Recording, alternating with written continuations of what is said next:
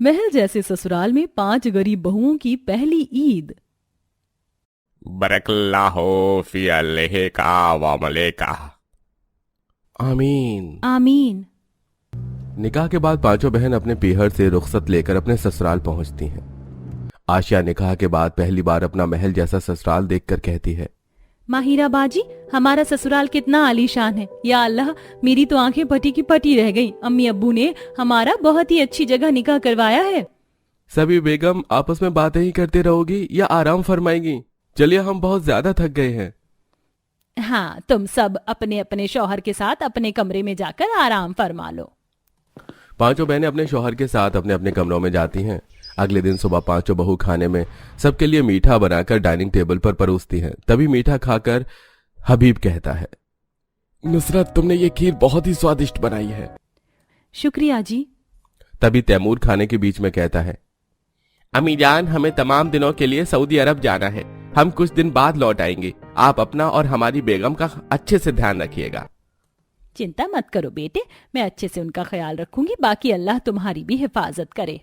अगले दिन सुबह पांचों बेगम के शौहर घर से रुखसत होते हुए कहते हैं, अल्लाह हाफिज अम्मी जान। हिना, अपना ख्याल रखना। तमाम दिनों का काम है, हम उसे खत्म करके जल्द ही लौटेंगे। शौहर जाने के बाद पांचों बेगम कमरे में बैठकर बातें कर रही होती हैं। तभी वहां शबाना पहुंचती है और फातिमा के बालों को खींचते हुए कहती है, कुछ ज्यादा ही आराम नहीं फरमा रही हो तुम पांचों यहाँ पर? महल जैसे ससुराल में निकाह हो गया तो खुद को शहजादी समझने लगी हो क्या? अम्मी जान, मेरे बालों को छोड़िए, मुझे तकलीफ हो रही है। तभी माहिरा अपने सास के बदलते व्यवहार को देख हैरान होते हुए कहती है, या अल्लाह, अम्मी जान, आप ये क्या कर रही हैं? फातिमा को दर्द हो रहा है, उसे छोड़ दीजिए। आप ऐसा क्यों कर रही हैं? अम्मी जान, छोड़िए मुझे। आखिर मुझसे ऐसी कौन सी गुस्ताखी हुई जिसका सलाह आप मुझे ऐसे दे रही हैं? शबाना फातिमा को धक्का देते हुए कहती है, गुस्ताखी पूछती हो मुझसे? अरे सबसे बड़ी गुस्ताखी तो तुम्हारी ये है कि तुम इस घर की बेगम हो, पर भूलो मत कि मेरे लिए तुम एक गरीब घर की लड़की हो जो इस घर की बेगम कभी नहीं बन सकती। मेरी नजरों में तुम सिर्फ एक मामूली नौकर हो और नौकर ही रहोगी। फटाफट जाकर घर के सारे कामों को निपटाओ। शबाना के वहां से जाने के बाद मुझे मेरी आंखों पर जरा भी विश्वास नहीं हो रहा कि हमारे शौहर के जाने के बाद अम्मी जान हमारे साथ ऐसा सुलूक कर रही हैं। कोई बात नहीं फातिमा, अब जो भी है यही हमारा ससुराल है। और अम्मी कहती थी कि ससुराल में सास की इज्जत और हमेशा अपने शौहर की ही बनकर रहना, इसलिए हमें सभी चीज बर्दाश्त करनी होगी। अब पांचों बहन घर के कामों में लग जाती हैं। जहां एक घर के झूठे बर्तन धोती है तो दूसरे घर के सारे गंदे कपड़े।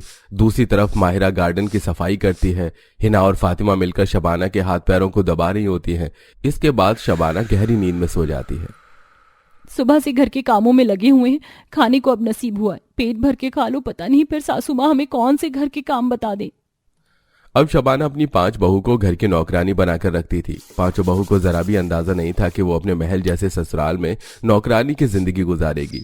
तभी कुछ दिन बाद पांचों बहन सुबह की नमाज पढ़कर घर के कामों में लग जाती हैं। तभी वहां पर उनके शौहर सऊदी अरब से घर लौटते हैं। सलाम वालेकुम अम्मी जान। वालेकुम अस्सलाम बेटे, तुम लोग आ गए? पांचों भाई घर के अंदर आते हैं जहां उनकी बेगम उन्हें देखकर बहुत खुश होती हैं। तभी हिना कहती है, या अल्लाह, आप लोग आ गए। हम लोग तो इत्मीनान से आपके आने का इंतजार कर रहे थे। आइए हाथ मुंह धो लीजिए और खाना खा लीजिए। पांचों बेगम अपने शौहर को खाना खिलाती हैं, जिसके बाद सभी लोग अपने अपने कमरे में आराम करने जाते हैं। तभी आरिफ अपनी बेगम से कहता है, और बताइए हिना बेगम, हमारे यहाँ ना होने पर सब खैरियत तो था ना? आपको कोई दिक्कत तो नहीं हुई? नहीं, हमें कोई दिक्कत नहीं हुई। यहाँ सब खैरियत था। और भला महल जैसे ससुराल में आपकी बेगम को किसी चीज की दिक्कत हो सकती है? तैमूर और फातिमा अपने कमरे में। फातिमा, इतने तमाम दिनों के बाद तुमसे मिलने के बाद मुझे फिर से जाना पड़ेगा। मुझे बहुत दुख हो रहा है। पता नहीं कब मैं तुम्हारे साथ इत्मीनान से अपनी जिंदगी गुजारूंगा। चिंता ना करें, अल्लाह एक दिन हालात भी ठीक कर देंगे। पर अभी काम जरूरी है तो आप काम पर ध्यान दीजिए। कुछ वक्त बाद पांचों बेगम के शौहर दोबारा से सऊदी अरब चले जाते हैं। इसके बाद शबाना फिर से अपनी पांचों बहू पर अत्याचार करना शुरू कर देती है। सारा दिन घर का काम करवाना और एक वक्त की रोटी भी न खाने को देना। ऐसे ही कुछ तमाम दिन गुजरते हैं और पांचों बहू का अपने महल जैसे ससुराल में पहली ईद आती है। हमारी महल जैसे ससुराल में हम पांचों बहू की पहली ईद है। अगर मैं अपने पीहर होती तो अभी अपने लिए बहुत सारे कपड़े बनवा चुकी होती। फातिमा बाजी, हमारी अम्मी जान इतनी भी बेरहम नहीं होंगी कि हमारी पहली ईद पर हमें कपड़े ना दे। इतनी रहम तो अम्मी जान के अंदर होगी कि वो अपनी बहू की पहली ईद खराब नहीं होने देंगी। अब पांचों बहू अपनी अम्मी जान के पास आती हैं और उनसे कहती हैं, अम्मी जान, कुछ दिनों बाद ईद आने वाली है और हम चाहते हैं कि हम ईद पर अपने लिए नए नए कपड़े बनवाएं। नुसरत की बात सुनकर फातिमा बेड से उठती है और उसकी कलाई को मोड़ते हुए कहती है, अम्मी जान, मेरी कलाई छोड़िए। क्या कहा, ईद पर नए कपड़े चाहिए? महल जैसे ससुराल में अपने आप को शहजादी और हूर परी समझ बैठी हो क्या, जो नए कपड़े चाहिए? कोई कपड़े नहीं मिलेंगे तुम्हें ईद पर। जो कपड़े अपने गरीब घर से लेकर आई हो उन्हें ही पहनकर ईद मनाओ। ठीक है अम्मी जान, मुझे कोई कपड़े नहीं चाहिए ईद पर मेरी कलाई छोड़ दीजिए, मुझे बहुत तेज दर्द हो रहा है। शबाना नुसरत को धक्का मारकर जमीन पर गिरा देती है। तभी फातिमा उसको उठाते हुए कहती है, नुसरत बाजी, आप ठीक तो है ना? फातिमा, अगर अपनी गिरी हुई बहन को उठा लिया है तो अब जाकर घर की साफ सफाई भी करनी शुरू कर दो, क्योंकि मैं नहीं चाहती कि ईद में मेरे घर में जरा भी गंदगी दिखे। अगर दिखाई दी तुम लोगों की खैर नहीं। अब फातिमा, नुसरत, हिना, माहिरा, आशिया पांचों ही मिलकर अपने महल जैसे ससुराल में ईद की सफाई में लग जाती हैं, जहां वो सभी कमरों की दीवारों की सफाई करती हैं, पलंग पर नई बेडशीट बिछाती हैं, घर में पोछा लगाती हैं और सारे काम खत्म कर कर अपने कमरे में जा रही होती है कि तभी उनकी नजर अपने सास के कमरे में जाती है। मेरे ईद के कपड़े कितने खूबसूरत लग रहे हैं और मैं इनमें कितनी खूबसूरत लगूंगी, लेकिन मैं समझ नहीं पा रही हूँ कि मैं ईद पर सरारा पहनूं कि गरारा, या सबसे महंगा वाला पाकिस्तानी सूट पहनूं। अम्मी जान ने अपने लिए तो ईद के कपड़े बना लिए, लेकिन ये जरा भी नहीं सोचा कि हम गरीब बहू का अपने महल जैसे ससुराल में पहली ईद है, तो हम क्या पहनेंगी? सब अल्लाह पर छोड़ दो फातिमा, अल्लाह सब अच्छा ही करेंगे। घर की सारी साफ सफाई खत्म हो जाती है। अगले दिन ईद आती है, जहां पांचों बहू ने बहुत ही पुराने से कपड़े पहने हुए थे। वहीं दूसरी तरफ शबाना ने बहुत सुंदर सा पाकिस्तानी सूट पहना हुआ था। तभी पांचों बहू अपनी सास से कहती है, ईद मुबारक अम्मी जान, ईद के पकवान में क्या क्या बनाना है आप बता दीजिए। हाँ हाँ, ईद मुबारक, और थोड़ा दूर रहकर बात करो। मेरे ईद के इतने महंगे पाकिस्तानी सूट खराब हो जाएंगे, और पकवान में ऐसा करो, चिकन बिरयानी, बटर चिकन, कबाब, सिवई, मीठी खीर, ये सभी चीज बना लो ताकि मेहमानों को पकवान पसंद आए। गुलशन, हमारी पांचों करीब बेटियों की उनके महल जैसे ससुराल में पहली ईद है। चलो उनके लिए ईदी लेकर उनके ससुराल चलते हैं। पांचों बहू अपने पहली ईद का पकवान बनाने में लग जाती हैं और तभी कुछ देर बाद कुछ पड़ोस की नाजिया, उज़मा ईद को बधाई देने घर आती हैं। इन गरीबों पर यही सब सूट करता है। सभी लोग ईद के पकवान का आनंद ले रहे होते हैं कि तभी वहां पर पांचों बहू के अम्मी अब्बू ईद का तोहफा लेकर वहां पहुंचते हैं। ये क्या शबाना बाजी, आपकी बहू के घर से ईद पर इतना सस्ता तोहफा आया है? अरे उनकी हैसियत थोड़ी ना है बड़े तोहफे खरीदने की, अगर होती तो ईद के तोहफे में ये सस्ता सामान लेकर नहीं आती अपनी बेटियों के लिए। शबाना की बातें सुनकर गुलशन और इकबाल की आंखों में आंसू आ जाते हैं। तभी वहां पर उनके शौहर हाथ में ढेर सारा तोहफा लेकर घर आते हैं, लेकिन अपनी बेगम की ऐसी हालत देखकर वो सब हैरान होकर कहते हैं, ये कैसी हालत बना रखी है आप सबने?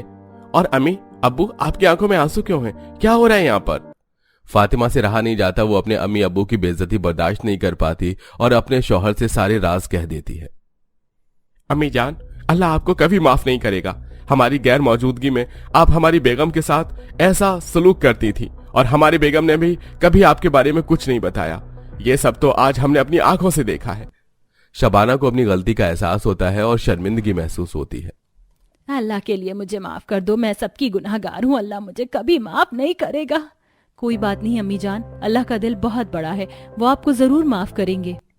अब शबाना अपनी पांचों बहू के लिए नए कपड़े खरीदती है और स्वादिष्ट पकवान बनवाती है। आप सबको ईद मुबारक हो। अब लग रहा है ना कि मेरी पांचों बेगम अपने महल जैसे ससुराल में अपनी पहली ईद कर रही हैं। मुझे माफ कर दे आशा, भगवान तुझ जैसी बेटी सबको दे। मैंने तुझे जन्म नहीं दिया, लेकिन सौतेली होकर भी तूने मेरे लिए अपनों से बढ़कर किया। माँ, आप ये कैसी बातें कर रही हैं? शांत हो जाइए, और मैं अपना फर्ज निभा रही हूँ और आगे भी निभाती रहूंगी। आखिर आशा अपनी माँ को पैसे क्यों दे रही थी? ऐसा क्या हुआ था आशा की माँ की जिंदगी में जो उसे अपने किए पर पछतावा हो रहा था? जानने के लिए आइए चलते हैं कहानी में कुछ समय पहले। शादी का मंडप सजा था, जिसमें सरोजा और रमेश की दोनों बेटियों के फेरे हो रहे थे। जहां सभी लोग शादी का आनंद उठा रहे थे, वहीं सरोजा की पड़ोसनें आपस में बात कर रही थी। देख सरिता, इसी को कहते हैं कलयुग। आखिरकार सरोजा ने शादी में भी सगी सौतेली का फर्क दिखा ही दिया। सही कह रही है कामिनी। बताओ, बेचारी आशा को गरीब के घर ब्याह दिया और अपनी बेटी चारू के लिए महल जैसा ससुराल चुना है। अरे जोड़ी तो ऊपर वाला बनाता है, जिसकी जहाँ किस्मत वैसा घर बार मिला है। भला इसमें फर्क करने जैसी बात ला रही हो। अरे सरोजा, तू यही है क्या? मैंने देखा नहीं है, मैं तो बस हाँ रहने दे, सब समझती हूँ। सरोजा मुंह बनाते हुए वहां से चली जाती है। दरअसल आशा की मां के देहांत के बाद रमेश ने सरोजा से शादी कर ली थी, जिसके कारण आशा सरोजा की सौतेली बेटी है और चारू सगी। सरोजा हमेशा आशा के साथ सौतेला बर्ताव ही करती और इस बात से चारू को बड़ी खुशी मिला करती। जब दोनों बेटियों की शादी का समय आया तो आशा की शादी गरीब परिवार में और चारू की शादी अमीर परिवार में करने पर रमेश कहता है, भाग्यवान तुमने चारू के लिए तो इतना बड़ा महल जैसा ससुराल चुना, लेकिन आशा के लिए गरीब घर क्यों? अजी मैं पूछती हूँ, घर में क्या रखा है? शादी तो लड़के से हुई है ना, और मुझे तो लड़के में कोई कमी नहीं दिखी। मानता हूँ, लेकिन लोग जो बातें बना रहे हैं उसका क्या? अरे तो क्या घर में बैठा कर रखते अपनी बड़ी बेटी को? बढ़ती उम्र नहीं दिखाई दे रही थी उसकी। अब वैसे भी बड़ी मुश्किल से रिश्ता मिला था। भगवान की दया से दोनों बेटियों का घर बस गया, यही बहुत है। शादी के बाद दोनों बेटियां अपने घर में खुश थीं, लेकिन आशा का ससुराल बहुत गरीब था और परिवार में कमाने वाला बस उसका पति विशाल ही था।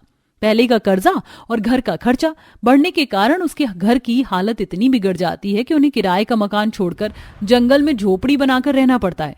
दूसरी तरफ एक रोज सरोजा अपनी सगी बेटी चारू से फोन पर बात करते हुए कहती है, मेरी बच्ची तुझे देखे हुए कितने दिन हो गए, थोड़े दिन के लिए घर आ जा, या अपनी माँ को ही अपने महल जैसे घर में बुला ले। ठीक है माँ, तुम कहती हो तो मैं आ जाऊंगी। वैसे आपको पता है आशा दीदी जंगल में रहने पर मजबूर हो गई हैं। हाँ पता है। अरे उसके परिवार वाले कर्जे में दबे हुए हैं, और वैसे भी मुझे फर्क नहीं पड़ता वो जैसी भी रहे। अच्छा माँ, उसे भी बुला ही लो। वो क्या है ना, आपकी सौतेली बेटी खाना अच्छा बना लेती है। ठीक है, तू कहती है तो बुला लेती हूँ, तेरे पिताजी को भी ठंडक पड़ जाएगी। सरोजा आशा को भी फोन कर कुछ दिनों के लिए मायके आने को कहती है। अपनी माँ की आवाज सुनकर आशा खुश होते हुए अपने पति से कहती है, सुनिए जी, शादी के बाद पहली बार माँ ने घर बुलाया है। क्या बात है? पहले तो तुम्हारी माँ ने तुम्हारे हालात जानने के लिए कभी फोन नहीं किया, तो अब उन्हें अपनी सौतेली बेटी की याद क्यों आ रही है? कैसी बात करते हैं आप भी। वो मुझे जंगल में इस तरह रहते देखेंगी तो दुखी ही होंगी ना, और वैसे भी सौतेली ही सही, लेकिन माँ है वो मेरी। ठीक है, जैसी तुम्हारी मर्जी। इस जंगल के घर में तो मैं तुम्हें कोई खुशी नहीं दे पा रहा। क्या पता अपने मायके जाकर तुम खुश हो जाओ। चिंता मत करो, मैं कुछ दिन रहकर जल्दी आ जाऊंगी। माँ जी अभी सो रही हैं, जागेंगी तो उन्हें भी कह दूंगी। अगले दिन चारू और आशा दोनों ही अपने मायके पहुंचती हैं। दोनों के पहनावे में बहुत अंतर था। जहां आशा ने सादी साड़ी और मंगलसूत्र पहना हुआ था, तो वहीं चारू सिल्क साड़ी और गहनों से लदी हुई थी। अरे वाह मेरी बेटी, शादी के बाद कितनी सुंदर लग रही है। हाय हाय, कहीं मेरी ही नजर ना लग जाए। थू थू थू थू। माँ कैसी हैं आप? पिताजी कहाँ हैं? मुझे आप लोगों की बहुत याद आती थी। हाँ, हम भी तेरे हाथ की बनी चाय और खाने की बड़ी याद आती थी बेटी। बुरा ना माने तो फटाफट चाय बना ले, साथ में तीनों माँ बेटी बैठ कर पी लेंगे। हाँ माँ, क्यों नहीं, मैं अभी बना कर लाती हूँ। आशा अपनी माँ को देखकर ही इतनी खुश थी कि उसे सरोजा की कही किसी बात से कोई दिक्कत ही नहीं होती। रात के समय खाना बनाते हुए रमेश कहता है, वाह बेटी, फिर से वही स्वादिष्ट खाना खाकर बहुत अच्छा लग रहा है। चारू बेटी, कभी तू भी अपने हाथ का खाना खिला। पिताजी, महल में रहती हूँ मैं, खाना बनाना तो दूर की बात है, घर के नौकर तो मुझे पानी का ग्लास भी नहीं खुद से उठाने देते हैं। और क्या, अरे जब सारी सुख सुविधा है तो काम करने की जरूरत ही क्या है। अब आशा की तो मजबूरी है खुद ही बनाना और परिवार की देखभाल करना। आशा बेटी, तू खुश तो है ना? तेरे हालात मुझसे छुपे नहीं है। तू उस जंगल के घर में कैसे गुजारा कर रही है? पिताजी सब ठीक है, और वैसे भी हमेशा ऐसे हालात तो नहीं रहेंगे ना। पता नहीं दीदी, तुम उस जंगल में कैसे रह लेती हो, मुझे तो सोचकर ही डर लगता है। और हाँ, ध्यान रखना, जंगल में रहते रहते तुम जंगली ना हो जाओ। उसकी बात सुनकर सरोजा जोर से हंस पड़ती। ऐसे ही कुछ दिन बीत जाते और दोनों अपने अपने ससुराल जाने के लिए तैयार होती हैं। तभी सरोजा दोनों को साड़ियां देती है। अपनी साड़ी को देखकर चारू मुंह बनाए हुए कहती है, क्या माँ, थोड़ी तो ढंग की साड़ी खरीदा करो, मुझसे अच्छी तो दीदी वाली साड़ी लग रही है। हाँ तो तू यही रख ले और खुश रहकर, मुझे तो तू उदास बिल्कुल भी अच्छी नहीं लगती। हाँ चारू, हमेशा ऐसे ही खुश रहना। माँ मैं चलती हूँ, अपना और पिताजी का ध्यान रखना। आशा पैदल ही अपने ससुराल के लिए निकल जाती तो वहीं चारू को ले जाने के लिए उसके ससुराल से कार आती है।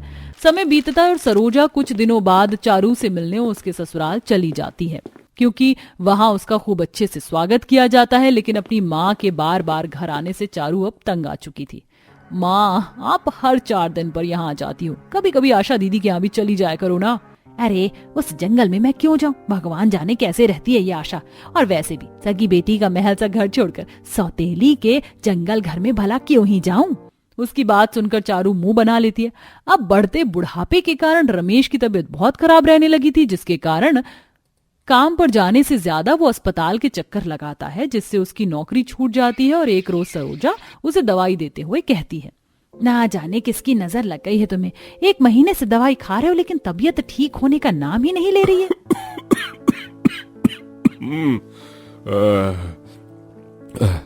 लगता है अब मेरे जाने का समय आ गया है सरोजा। भगवान के लिए ऐसी बातें मत करो। अरे मेरा इस दुनिया में तुम्हारे अलावा है ही कौन।